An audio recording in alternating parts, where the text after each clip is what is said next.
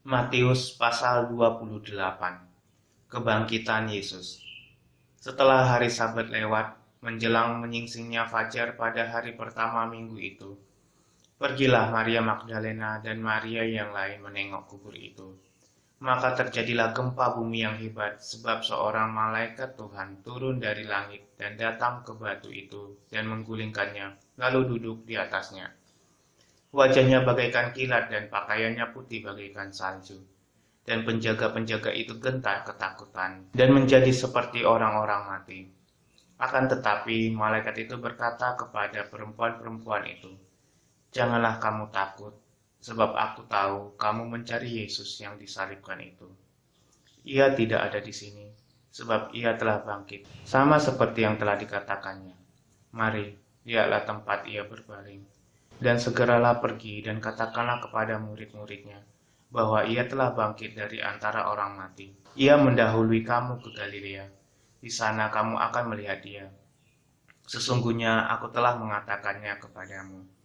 Mereka segera pergi dari kubur itu dengan takut dan dengan sukacita yang besar dan berlari cepat-cepat untuk memberitahukannya kepada murid-murid Yesus. Tiba-tiba Yesus berjumpa dengan mereka dan berkata, "Salam bagimu."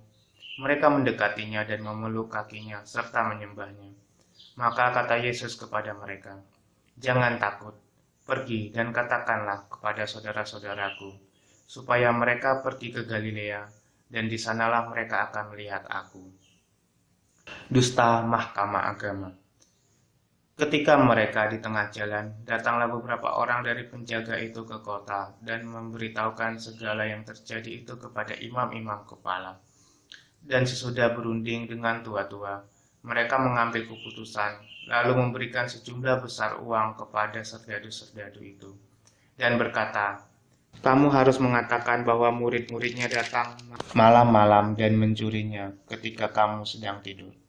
Dan apabila hal ini kedengaran oleh wali negeri, kami akan berbicara dengan dia, sehingga kamu tidak beroleh kesulitan apa-apa." Mereka menerima uang itu dan berbuat seperti yang dipesankan kepada mereka. Dan cerita ini tersiar di antara orang Yahudi sampai sekarang ini. Perintah untuk memberitakan Injil. Dan ke-11 murid itu berangkat ke Galilea, ke bukit yang telah ditunjukkan Yesus kepada mereka. Ketika melihat dia, mereka menyembahnya. Tetapi beberapa orang ragu-ragu.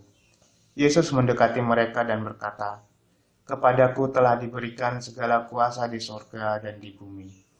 Karena itu pergilah, jadikanlah semua bangsa muridku, dan baptislah mereka dalam nama Bapa dan Anak dan Roh Kudus.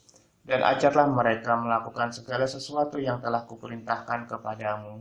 Dan ketahuilah, aku menyertai kamu senantiasa sampai akhir zaman."